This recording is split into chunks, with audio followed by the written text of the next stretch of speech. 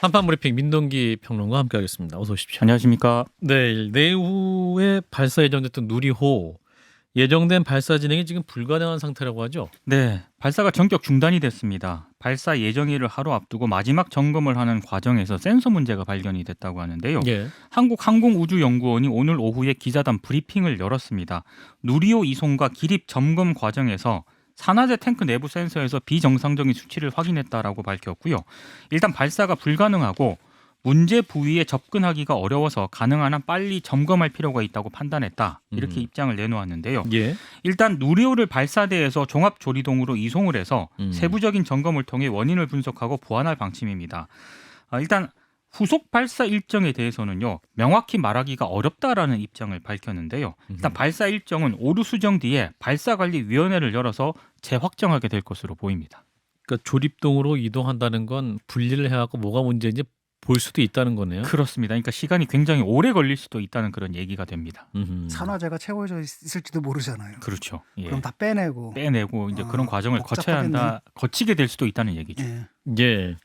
굉장히 전문적 얘기긴 한데 내일 일단 오전에 정부 브리핑이 예정돼 있다고 하니까 또 그 얘기를 좀 듣고 이어가도록 합니다. 자, 이어서 화물연대 정부 간 협상이 타결됐습니다. 지난 7일부터 무기한 총파업에 들어갔던 화물연대가 국토교통부와 어제 5차 교섭에서 극적으로 이 문제를 타결을 했습니다. 예. 양쪽은 안전운임제를 지속 추진하고 안전운임제 적용 품목 확대를 논의하기로 했고요. 국토부는 유가 상승에 따른 화물차주의 유류비 부담을 완화하기 위해서 조속히 유가보조금 제도 확대를 검토하기로 했습니다. 그리고 운송료 합리화 등을 지원 협력하기로 했는데요. 국토부가 협상 타결 뒤에 보도자료를 냈는데 그동안 집단 운송 거부에 참여한 화물차주 분들도 조속히 현장에 복귀해서 물류 정상화를 위해 힘써주시길 바란다라고 밝혔고요. 화물연대도 브리핑을 가졌습니다. 안전운임제 일몰제 폐지 법안에 조속한 국회 처리를 위해서 여야와 대화를 이어가고자 한다면서 집권 여당인 국민의힘도 화물연대와의 대화에 응해주시기를 촉구한다고 밝혔습니다. 예, 그러면 안전운임제를 지속 추진에 합의하면서 일단 고비는 넘긴 것 같은데 국회 논의도 중요했군요. 근데 고비는 일단 넘겼는데요. 네. 이 안전운임제 지속 추진이라는 표현이 굉장히 모호하고 포괄적이기 때문에 양측이 구체적인 방법론을 둘러싸고 다시 줄다리기를 할 가능성이 좀 남아 있습니다. 벌써부터 지속 추진의 의미를 놓고요. 화물연대 쪽에서는 일몰 완전 폐지다 이렇게 해석을 하고 있고 국토부는 이건 받아들일 수 없다 이런 입장을 보이고 있기 때문에 아하. 벌써부터 이게 지금 양쪽의 신경전이 좀 벌어지고 있는데요. 특히 국회에서 논의가 어떻게 진행될지는 여전히 미지수입니다. 화물연대는 단순히 일몰 기한을 연장하는 것은 미봉책에 불과하다 이렇게 주장을 하고 있고요. 예. 국민의힘 쪽에서는 안전운임제 자체에 대해서는 아직까지 명확한 입장을 밝히지는 않고 있습니다. 화물연대와 국토부 간 합의에 이번에 또 국민의힘이 공식적으로 참여를 안 했거든요. 예. 이 얘기는 향후 국회 논의 과정에서 국민의힘이 반대할 가능성이 일단 있는 것으로도 보입니다. 화물자동차법에 따르면은요, 국토부 장관이 매년 10월 31일까지 안전운임위원회 심의 의결을 거쳐서 다음에 안전운임을 공표를 해야 되거든요. 근데 만약에 일몰되지 않고 내년에도 안전운임제가 유지가 된다면 다음 달에는 위원회 심의가 이루어져야 되는데 이게 예정대로 진행이 될 수 있을 것인가 여기도 일단 상황을 좀 지켜봐야 할 것 같습니다. 예. 현재 화물연대는 안전운임제 문제 해결을 위한 원포인트 원 구성을 요청한 그런 상태고요. 윤석열 대통령이 오늘 용산 대통령실 출근길에 이 질문을 받았거든요. 이렇게 답을 했습니다. 우리가 다 함께 전체를 생각해서 잘 협력해야 할 것 같아 이렇게 얘기를 했고 지금 전 세계적으로 고물가 고금리에 따른 경제 위기로 살얼음판을 걷고 있는데 예. 우리가 다 함께 전체를 생각해서 잘 협력해야 할 것 같다 이렇게 강조를 했습니다. 예. 글쎄 뭐 조마조마하다 이런 답변도 있었는데 네. 굉장히 뭐 심각하게 생각하고 있는 건 맞는 것 같은데 그렇습니다. 일단 지혜는 필요한 것 같습니다. 자, 그리고 물가 관리 이슈가 또 굉장히 떠오르고 있죠. 대통령실에서 또 이 부분에 대해서 경제장관 회의를 비상체제로 전환한다라는 내용이 있군요.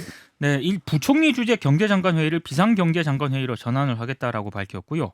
거시금융장관 회의에 최상목 경제수석이 참석을 해서 대통령실과 내각의 가교 역할을 하기로 했습니다. 그리고 정부가 내일 경제정책의 큰 틀과 함께 5년간의 경제 운영 계획을 밝힐 예정인데 예. 이걸 좀 주목을 해볼 필요가 있을 것 같습니다. 예. 자, 일단은 화물연대 얘기부터 해보죠. 정부 간 협상이 타결된 것 같긴 합니다만 이 안전운임제가 항구적으로 운영하는 것이 이 부분을 놓고 이제 논쟁이 있는 것 같습니다. 진작하니? 일단은 정부에서 무난하게 잘 해결한 것 같습니다. 그 원희룡 장관이 처음엔 강경어조로 막 말을 하지 않았습니까? 이때 좀 걱정을 했는데 일단 타결은 무난하게 한 것 같고 이제 문제는 이제 국민의힘이죠. 정부에서 사실 구체안까지 들어갈 수는 없지 않습니까? 네. 어떤 부분도 입법 사항이기도 하고 이렇기 때문에 그런데 이게 국민의힘의 경우에는 지금 여기에 대해서는 아예 입장이 없는 것 같아요. 분명히 이제 반대하는 거라고 볼 수가 있는 거죠. 예. 근데 이런 태도에서 좀 벗어나다고 보거든요. 뭐 시장 경제 체제에 어긋난다 뭐 이따 얘기를 하는데 지금 어떤 시장 경제를 얘기하는 겁니까? 1930년대 이전 시장 경제를 얘기하는 건가? 예. 자꾸 이런 식으로 얘기하거든요. 국가는 기본적으로 뭡니까? 시장의 한계 조건을 설정해 주는 겁니다. 네. 그다음에 뭡니까? 이제까지 우리가 뭐랄까 코스트 다운을 하기 위해서 이거 모든 것들 생명과 안전을 팔아버렸거든요. 그리고 그 생명과 안전은 누구의 것이냐? 노동자들의 것이고 우리 시민들의 것이기도 하단 말이죠. 예. 그러니까 열심히 일해가지고 먹고 살 수 없다면 그건 시장 경제 원리가 아니죠. 시장 경제 원리가 사람 굶어 죽이는 원리입니까? 말이 되는 소리를 해야죠. 그래서 앞으로 좀 줄푸세 있지 않습니까? 세금 줄이고 뭐 규제 풀고 법질서 세우고 이런 그 철진한 얘기는 좀 그만했으면 좋겠습니다. 보수도 좀 유연해야 되고 네. 약자와의 동행한다 그랬지 않습니까? 예. 약속을 지키시기 바랍니다. 안전운임제가 이제 화물연대 노동자들에게는 그 최저임금제랑 비슷한 성격이기 때문에 이제 관련 논의가 중요하다는 논의가 있는 것이죠. 자, 김 소장님은? 자, 이제 한번 보시면요. 부산에서 컨테이너가 내리면 서울 수도권까지 옮겨오는데 지금 46만 원 받아요. 근데 이제 10년 전에 44만 원이었거든요. 물가 오르고 유가 오르고 다 했는데 아무것도 오른 게 없습니다. 사정이 이렇다 보니 보수 일간지에서도 이야기하지만 안전운임제 도입하니까 200만 원 벌던 노동자가 400만 원 번다라면서 큰일이 난 것처럼 보도를 하더라고요. 저는 기절하는 줄 알았습니다. 자기 차 가지고 하루에 15시간씩 일하는 노동자가 한 달에 300만 원도 못 벌어 가면 생계가 유지가 됩니까? 그러니까 안전운임제는 다른 게 아니고요.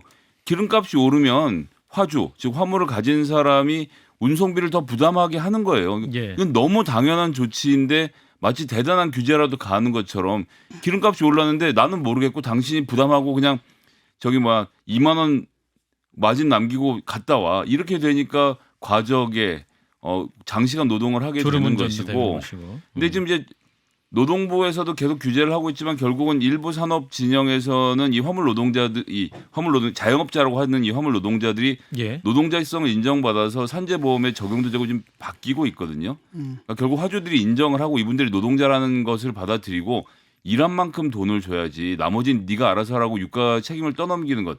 이거 자체가 문제가 있었던 것이기 때문에 모호하게 결정한 부분 국회에서 적절하게 잘 타협을 했으면 좋겠습니다. 이거 좀 분노를 좀 해야 되거든요. 이게 파렴치한 부분이 있어요. 예. 왜냐하면 코스트를 다운하게 되면 이분들이 먹고 살기 위해서 어떻게 되냐면 과속을 해야 돼요. 과로를 해야 됩니다. 과적을 해야 돼요. 과로를 하게 되면 노동자의 생명이 위험합니다. 과적을 하게 되면 우리 아스팔트 고속도로가 다 망가져요. 그다음 과속을 하게 되면 그뿐뿐 아니라 동료 운전자들의 생명도 위험해지거든요. 예. 그렇게 위험해놓고 그 이익을 누가 가져갔냐면 그 사람들이 가져갔단 말이에요. 그건 부당이익이거든요. 예. 이런 파렴치함들은 좀 없었으면 좋겠습니다. 진보와 보수의 문제를 떠나서 상식의 문제거든요. 예. 뭐 관련 논의가 이제 국회에서 계속 될 것 같으니까요. 또 논쟁이 생기면 다뤄보도록 하고요. 1년 전에 민주당이 관련된 법안을 이미 내놓았는데 예. 과연 국민의힘과 어떻게 협의를 할지 좀 그 지켜봐야겠습니다. 민주당은 검소한박이니 이런 데는 열심인데 이런 데는 별로 열심이지 않아요. 법안 내고 열심히 했다니까요. 10분의 그 노력의 10분의 1만 했으면 벌써 끝났어요, 이 문제. 알겠습니다. 자, 물가 덕분에 해결에 아니 반대하는 민주당, 반대하는 국민의힘의 책임보다는 알겠습니다. 자, 물가 할 수 있는데 안 한 놈이 더 해야지. 나쁜 놈이에요. 알겠어요. 원래 의견이 달라가지 안 하는 놈들보다 해야 된다고 믿는데 안 하는 놈들이 더 나쁜 놈이죠. 예, 물가 얘기 좀 하겠습니다. 물가가 좀 심각한 것 같아가지고요. 지금 유가도 오르고 물가 지금 금리도 오르기 때문에 이 부분은 정부가 제대로 대책을 좀 세워야 될 것 같습니다. 제가 오늘 법인세 인하하겠다는 계획을 세운 거 보고 정말 쇼크를 먹었습니다. 정부가 예, 지금 이 물가가 왜 오르느냐? 간단한데 간단한 얘기를 하는 건 아닙니다만, 하여튼 대체적으로 보면 이제 코로나 때문에 우리가 전 세계적으로 돈을 많이 풀었고, 예. 우크라이나 러시아 전쟁 때문에 원자재 수출이 막혔고, 게다가 또 코로나 때문에 상해 물류 시장이 봉쇄되는 등의 이유로 전 세계적으로 물가가 오르고 있는 거잖아요. 예. 그러면 이제 물가를 잡는 방법 간단하죠. 금리를 올리고 그다음에 채권을 매도해서 지금 시중에 돌아다니는 현금을 좀 걷어들이고 흑자 재정을 유지해서 돈을 정부가 안으로 잠그는 방법 등을 취하는 것 외에는 사실 별로 할 수 있는 게 없는데 예. 여기서 갑자기 법인세 인하를 얘기를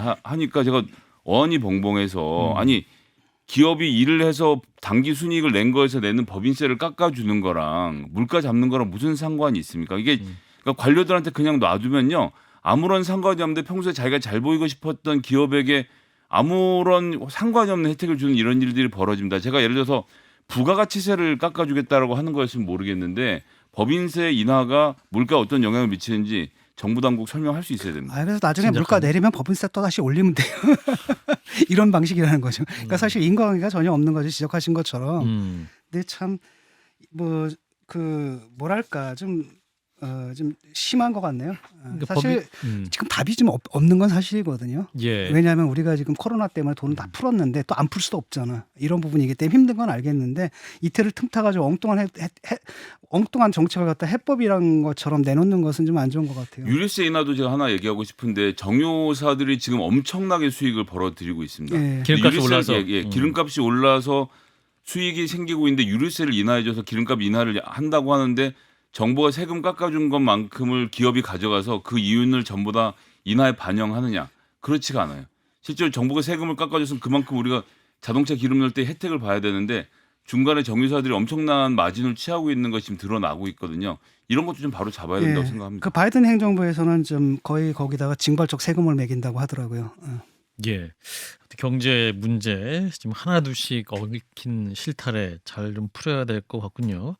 자, 그리고 이제 윤석열 대통령 요즘 계속 출근길 인터뷰하고 있죠. 이런저런 발언들이 나오고 있는데 먼저도 김건희 여사 관련한 질문이 있었어요. 관련한 답변도 듣고 이어가겠습니다. 민주당에서는 뭐 비선이란 단어를 사용하면서批判을 하기도 하는데 그런 부분에 대해서는 좀 어떻게 보시나요? 뭐 그런 얘기 하도 많이 들어서 선거 때부터. 근데 그 언론에 사진에 나온 그분은 저도 잘 아는 제 처의 오래된 부산 친구입니다. 그래서 뭐 아마 저 여사님 만나러 갈 때 좋아하시는 빵이든지 뭐 이런 걸 좀 많이 들고 간 모양인데 부산에서 그런 거 잘 하는 집을 안내를 해준 것 같아요. 그래서 또 아마 들을 때 많아가지고 같이 간 모양인데 그 뭐 봉화마을이라는 데가 국민 누구나 갈 수 있는 데 아닙니까? 예. 부산 빵집을 잘하는 친구와 동행한 것이다라는 것이죠. 전해주실까요? 네, 김건희 여사 지인과 관련한 논란이 계속되고 있는데요. 경남 김해 봉화마을을 방문을 했을 때 권양숙 여사도 예방을 했는데 이 자리에 이제 지인이 이제 동참을 해서 논란이 빚어지고 있습니다. 근데 일정에 자신이 운영했던 전시기획사 코바나 컨텐츠 출신의 충남대 무용학과 교수 등이 동행을 했고 특히 해당 견임 교수 외에도요. 코바나 컨텐츠 출신 2명이 또 봉화마을에 같이 동행했다는 그런 사실도 확인이 됐는데요. 예. 조선일보 보도 등에 따르면 봉화마을 행사에서 카메라에 포착된 여성 가운데 다른 2명은 코바나 직원인 것으로 밝혀졌고요. 이 가운데 1명은 과거 논란의 그 개사과 사진 있지 않습니까? 인스타그램에 올리는데 관여한 인물로 알려졌고 예. 지난 3월 우크라이나 전쟁 희화화 논란을 빚었던 김건희 귤 사진을 인스타그램에 올리는 과정에도 이 직원이 관여했던 것으로 알려졌습니다. 더욱이 지금 두 직원은 김건희 여사 수행을 위해서 대통령실 채용 절차를 밟고 있는 중인 것으로 또 알려졌는데요. 관련해서 민주당은 사적 지인이 대통령 부인으로서의 활동을 도왔다면 비선 논란을 자초하는 것이다라고 비판을 했고 윤석열 대통령은 이에 대해서 아까 잠깐 이제 동영상이 나온 것처럼 예. 그런 얘기는 선거 때부터 하도 많이 들어서 이렇게 얘기를 했고요. 김건희 여사가 공식적인 수행팀이나 비서팀이 전혀 없기 때문에 혼자 다닐 수도 없고 그렇다. 어떻게 방법을 좀 알려달라 이렇게 요청을 하기도 했습니다. 또 영부인의 의전을 담당하는 제2부속실을 부활해야 한다. 이런 일각의 주장에 대해서 어떻게 생각하느냐 이런 질문도 받았는데 예. 여기에 대해서는 굉장히 신중한 태도를 보였습니다. 그렇군요. 자, 일단은 그 김건희 여사 관련한 윤 대통령의 발언은 어떻게 들으셨는지 진 작가님부터 말씀 주시면. 뭐 하실 말씀을 하신 것 같고요.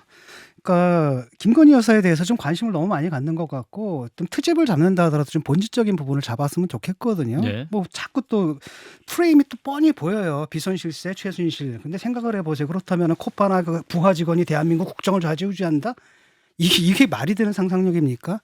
그래서 좀 그 김건희 씨가 아무래도 약한 고리라고 생각을 해서 정치적으로 이제 공격하는 것들이 좀 심한데 공격을 하더라도 비판을 하더라도 좀 정당하게 했으면 좋겠고 예. 아니 뭐 공적 행사에 가는데 자기 굉장히 친한 사적인 지인들의 도움을 받은 게 왜 문제가 되는지 난 모르겠어요 이게. 김 소장님은? 근데 지금 이게 정리가 안 됐어요. 그러니까 대통령님 말씀이 일부 틀렸습니다. 어느 부분이냐 하면요. 김건희 여사가 공식적인 수행팀이나 비서팀이 전혀 없기 때문에 혼자 다닐 수도 없고 그렇다. 어떻게든 방법을 좀 알려달라 이렇게 얘기를 했잖아요. 예. 그러니까 공식적인 수행팀이나 비서팀이 없다고 했는데 코바나 컨텐츠 2명의 직원이 대통령실에 채용이 됐죠. 그래서 그날 행사를 수행하고 비서 역할을 하지 않았습니까? 그러니까 대통령실에서 공식적으로 수행 비서가 있는 거예요 지금. 근데 이제 월급 안 받는 얘기 나오는 건 그냥 간단한 얘기인데 대통령실 취업하시는 분들은 국정원에서 신원 검증을 하거든요. 예. 검증 허가가 떨어질 때가 한 달이 넘게 걸리고요. 그런 동안은 월급을 못 받고 있다가 검증 허가가 떨어지면 일할로 계산해서 일당 처분을 받습니다. 그러니까 지금 말씀하셨던 이 커바나 컨텐츠 직원 2분은 대통령실에서 일하고 있는 행정관 혹은 행정요원으로 봐야 되겠고요. 저는 김건희 여사가 본인 편한 사람을 대통령실에서 근무하게 하는 것 이거 자체는 뭐 문제가 없다고 보는데 예. 다만 그러니까 지금 수행비서가 있잖아요 공식적으로. 근데 대통령은 모르고 있고 그리고 저쪽에는 또 이게 직원인지 커바나 컨텐츠 사람인지 알 수가 없고 그러니까 대통령실에서 고용한 2사람의 비서들이 김건희 여사의 사적 행사에 따라가는데 이게 사적인지 공적인지 막 헷갈리고 있지 않습니까? 그러니까 한 10번째 말씀드릴 것 같은데 부속실 만들어서 그냥 채용 절차가 지금 진행 중이니까 이제 아니, 완료되는 과정으로 완료되는- 이해하면 안 되나요? 아니죠. 그렇지 않습니다. 일은 이미 하고 있는 것이고요. 여기서 채용 절차는 단순히 국정원의 신원 검증입니다. 이건 뭐 어느 정부나 처음에다 이렇게 일을 하기 때문에 지금 일을 예. 하고 있는 상황으로 봐야죠. 아직 공식적으로 채용된 건 아니잖아요. 그러니까 이런 걸 가지고 막 트집을 아니, 잡고 공식적으로 채용된 게 제가 이분의 신분증 확인은 안 했지만 보통 이렇게 채용이 되면 이 카드 아니, 있죠. 출입 카드가 나와서 예를 들어가지고 출입을 이분이 해요. 예컨대 국정원에서 검증을 해가지고 안 되면 그냥 떨어져 나가는 거잖아요. 그러니까 국정원의 검증이 끝났어야 공식적으로 채용됐다라고 얘기를 하는 거지. 그걸 또 의미를 가지고 또 이런 의미에서 채용된 걸로 볼 수 있다. 고로 잘못됐다. 그러니까 이런 식으로 사소한 것들 붙잡고 사소한 논의로 가서 이걸 아니, 엄청나게 부풀리는 것 자체가 뭐가 잘못됐다는 것인지 수행팀이 있는 거 아닙니까? 그러니까 나는 지금 이런 얘기를 가지고 이렇게 길게 얘기하는 것 자체가 무의미하다고 보거든요. 뭐 알겠습니다. 대단한 것도 아니고. 길게 하고 계시잖아요. 아니 본인이 길게 했잖아. 나는 알겠습니다. 끝냈는데. 자, 맞부인 시위 관련해서도 대통령의 발언이 있었습니다. 어떻게 말을 했죠? 법에 따른 국민의 권리니까 거기에 대해서는 따로 언급하지 않겠다. 이렇게 네. 간단하게 입장을 밝혔습니다. 이 법에 따른 국민의 권리다. 자, 이 부분 어떻게 들으셨어요? 그건 저는 잘못된 거라고 보거든요. 잘못됐다. 그러니까 법적인 문제가 아니라 사회의 윤리적인 문제지 않습니까? 그로 인해 가지고 피해를 보는 국민들이 있단 말이죠. 그 국민들도 대통령이 지켜줘야 되는 거예요. 그다음에 전직과 현직 대통령의 사조 앞에서 그 강성 지지자들이 지금 시위를 하는 게 정상적인 상황이란 말이죠. 사회 분열을 보여주는 거잖아요. 예. 통합을 위해서 대통령직의 윤리적 기능이라는 게 있거든요. 그걸 행사해야 되는 거죠. 거기다 적절한 한마디를 해서 양측을 자제시켜야 될 의무가 있다고 봐요. 근데 그걸 안 하고 그러니까 검사 시각에 사로잡혀 있다는 말을 듣는 거예요. 불법 아니잖냐. 기소할 수 불법이냐. 있는가? 예, 김 거기다 소장님. 플러스 진 작가님 말씀에 다 동의하고요. 거기다 더해서 1인 시위 같은 경우는 지금 소음 측정 기준이 없는 것으로 제가 알고 있는데 그런 부분 좀 세심하게 다듬을 필요가 있겠고요. 욕도 규제해야 된다는 얘기가 나오는데 또 표현의 자유라는 게 욕설도 포함되는 거라서 이 부분은 좀 논의가 잘 됐으면 좋겠네요. 근데 어떻게 봐도 이렇게 하는 것이 눈살 찌푸려진 일이 사실이긴 한데 예. 그렇다고 해서 이걸 법으로 의율을 할 문제냐 이건 또 사회적 논의가 그렇죠. 필요하겠죠. 사회적 윤리적으로 해결해야 될 문제고 가장 더 중요한 건 뭐냐면 그 지지자들 이런 사람들이 있으면 말려야 되고 만류해야 되고 비난해야 돼요. 각자 자기 진영에서. 예. 그러니까 자기 진영에서 환호를 해주니까 지금 잘하는 줄 알고 저러는 거거든요. 예, 뭐 관련 논란은 뭐 계속 될 것 같군요. 자, 이 가운데 이재명 의원이 대장동 수사 진행 과정에서 피의자로 특정됐다는 보도가 있습니다. 서울중앙지검 대장동 의혹 수사팀이 이재명 의원을 피의자로 특정을 하고요. 특정경제범죄가중처벌법상 배임 혐의 입증과 관련된 수사를 진행을 했던 것으로 확인이 됐습니다. 예. CBS 노컷뉴스가 보도한 내용인데요. 수사팀은 지난해 11월 말부터 성남시와 성남도시개발공사 관계자들을 다수 소환을 했고 이재명 전 성남시장의 배임 혐의 입증을 시도했던 것으로 확인이 됐습니다. 예. 성남도시개발공사 대장동 담당자부터 차장, 본부장 등이 차례대로 소환이 됐고요. 성남시 대장동 담당 주무관부터 팀장, 과장, 단장까지 부시장과 시장을 뺀 결제 라인의 진술을 확보했다고 합니다. 예. 검찰은 이재명 전 시장이 최종 결재권자로서 대장동 개발 사업에서 민간 개발업자인 화천대유에게 특혜를 준 정황을 인지하고 관여했는지 등을 집중적으로 캐물은 것으로 전해졌고요. 관계자들의 조서를 작성을 하면서 이재명 전 지사를 피의자로 특정을 했다고 합니다. 자, 이재명 의원이나 혹은 민주당 측 반응은 나왔습니까? 이재명 의원이 직접 반응을 했습니다. 검찰을 이용한 정치 보복, 정치 탄압이 시작된 듯하다. 이런 입장을 내놓았는데요. SNS에 글을 적었거든요. 검찰이 형님의 정신질환 증거를 숨기고 멀쩡한데 강제 입원시키려 했다고 불법 기소했던 것처럼 이 사건도 무혐의지만 일단 기소해서 정치 경제적 타격을 입히자는 음모가 있다는 말을 들었다. 이렇게 주장을 했고요. 예. 이재명 의원은 로비 시도했지만 10년간 씨알도 안 먹히더라고 한 남욱. 뇌물수수 사실은 이재명에겐 죽을 때까지 숨겨야 한다고 한 그들. 추가 부담시켰다고 김만배에게 쌍욕까지 들어가며 성남의 이익을 챙긴 이재명. 이게 배임이냐 이렇게 반문을 했고 정치보복 사법살인 기도를 중단하기 바란다. SNS에 이렇게 글을 썼습니다. 예. 자, 일단 이재명 의원에 대한 그 피의자 특정 관련 보도. 자, 친 작가님부터. 좀 불길하죠. 지금 성남 FC 그리고 법인카드, 대장동 그 6개 건인가에서 이제 피의자로 적시된 걸로 알고 있는데 그 중에 이제 한두 개가 이제 걸리게 되면 사실 정치 생명이 끝나는 건 아니겠습니까? 그리고 본인은 또 가만히 있겠어요. 뭐 계속 또 반발을 할 텐데 다른 건 몰라도 그냥 수사 정확하게 받고 그다음에 대한민국 사법 시스템을 믿었으면 좋겠습니다. 예. 아무리 검찰이 그 정치적 기소를 한다 하더라도 물증이 없으면 증거가 없으면 사실 사법부에서 유죄 판결을 안 내리거든요. 그 예. 부분에 대한 믿음을 좀 갖고 자꾸 정치적으로 몰아가서 한국 사법 시스템에 대한 불신을 조장하는 방향으로 가게 되면 조국 사태 2가 나오는 겁니다. 이 지금 방탄조끼까지 입었잖아요. 근데 지지자들 있지 않습니까? 또 지지자들 동원해가지고 자기 자신을 갖다 방어하려고 들고 이러면 이제 본인과 함께 당이 함께 수렁으로 이제 빠져들게 되거든요. 그런 일은 없길 바랍니다. 김 소장님.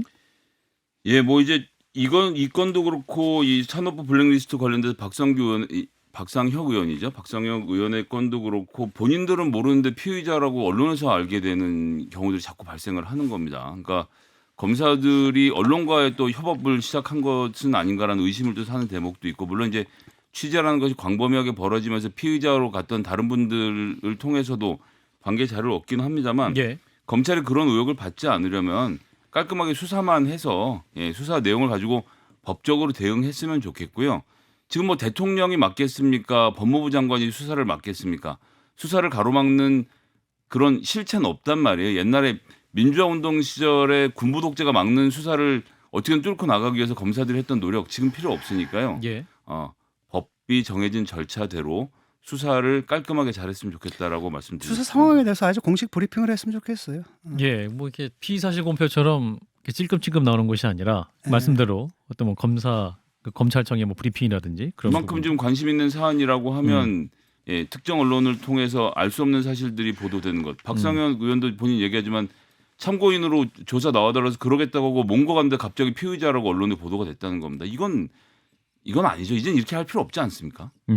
자, 그래서 관련해서 또 산업부 블랙리스트 관련 수사 진행되고 있는데 백운규 전 산업통상자원부 장관에 대한 구속 여부가 오늘 밤에 결정이 되는군요. 오늘 법원의 구속심사에 백운규 전 장관이 출석을 했는데요. 예. 일단 법원에 도착을 했을 때 백 전 장관은 사퇴 종용 혐의를 부인하는지 기자들이 물었는데 여기에 대해서는 장관 재임 시 법이 정한 규정에 따라서 이루어지게 됐다 이렇게 얘기를 했고 예. 청와대와 소통한 적이 있는지라는 그런 질문도 나왔는데 거기에 대해서 명확하게 답을 하지 않고요. 오늘 영장실질심사에 성실히 임하겠다 이렇게 얘기를 했습니다. 예.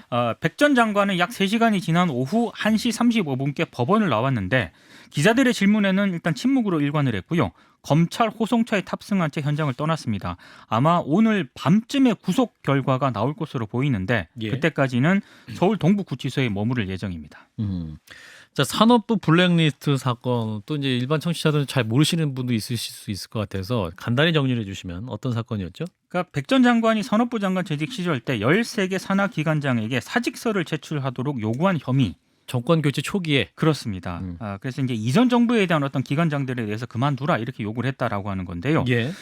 일단 이 문제는 이제 오늘 그 법원의 구속 영장실질심사 결과를 좀 봐야 될 것 같고요. 예. 지금 백운규 전 장관 외에도요. 문재인 정부 청와대 윗선으로 검찰 수사가 확대되는 그런 양상인데 방금 김 소장님도 말씀을 해주셨지만 문재인 정부에서 청와대 인사비서관실 행정관을 지낸 박상혁 더불어민주당 의원을 검찰이 조만간 참고인으로 불러서 조사를 할 예정인데 예. 피의자 신분으로 전환할지 여부도 검토 중인 것으로 지금 언론에 보도가 되고 있습니다. 예. 박상혁 의원은 행정관 시절 산업부 관계자들과 접촉을 하면서 이전 정부에서 임명된 산하기관장들의 사퇴 종용 과정에 개입한 것으로 일단 검찰이 의심을 하고 있습니다. 예. 자, 이 사건은 어떻게 진행될까요? 자, 진 작가님부터. 일단 구속영장을 발부할 필요는 없지 않습니까? 뭐 도주와 증거인멸의 우려가 없는 경우라고 좀 생각을 하거든요. 이런 예. 분이 어디 도망을 가겠습니까? 그래서 그것은 마땅히 왜냐하면 구속영장을 발부한다는 것 자체가 이미 벌써 징벌적 기능을 행사하거든요. 재판 이전에. 그것은 최소화해야 된다고 생각을 하는데 이게 이제 본안으로 들어가게 되면 이분이 빠져나가기 좀 힘들지 않나라는 생각이 들거든요. 이 사안 자체가 환경부 블랙리스트랑 너무나 판박이거든요. 예. 근데 그에 관한 증거들도 지금 검찰이 확보한 것 같고 그렇다 보면은 환경부 장관이 어떻게 됐습니까? 그때 구속되지 않았습니까? 그래서 그런 길을 밟을 것 같고 문제는 뭐냐면 이제 이분이 청와대에 있지 않습니까? 사실 그 윗선으로 이제 갈 수 있느냐 없느냐 이게 이제 문제가 되겠죠. 네, 김 소장님은? 저는 이거는 그러니까 정권이 바뀔 때마다 공기업 사장 바꾸는 문제는 매번 했던 거잖아요. 어떨 땐 관행적으로 이루어졌던 것이 이제 범죄가 된 것인데 전현희 지금 권익위원장인가요? 이분 지금 누군지 정확히 말 안 했지만 정부 측 고위 관계자로부터 국무회의 나오지 말라라는 얘기 들었다는 거 아닙니까? 네. 이것도 블랙리스트예요. 같은 개념으로 따지면. 그래서 검사는 지금 그렇게 했던 사람들 처벌하려고 하고 있고 한상혁 방통위원장이나 전현희 위원장은 지금 국무회의 들어오지 말라라고 종용당하고 있고 옷벗으라는 얘기를 하고 있는 건데 이거는 사법적으로 풀 문제가 아니고 정치가 풀 문제인 만큼 임기 포함해서 독립적으로 운영해야 될 것 아닌 것을 구분하는 것을 여야가 함께 논의했으면 좋겠습니다. 그 전 정권에서도 똑같은 짓을 했다가 처벌을 받았잖아요. 그러니까 이번 정권에서도 이런 짓을 했다가 또 처벌 받아야 되는 것이고. 전현희 위원장에게 연락한 사람도 처벌해야 되는 상황이 되는 거죠. 그 무슨 위원장을 말하는 건지 모르겠어요. 같은 사안이 아니라고. 국민권익위원장을 국무회의에 나오지 말라고 얘기했답니다. 알겠습니다. 지금 시간이 다 돼서요. 여기까지 논의하겠습니다. 민동기 평론가였습니다. 고맙습니다. 고맙습니다. 좋아요? 구독! 알림 설정.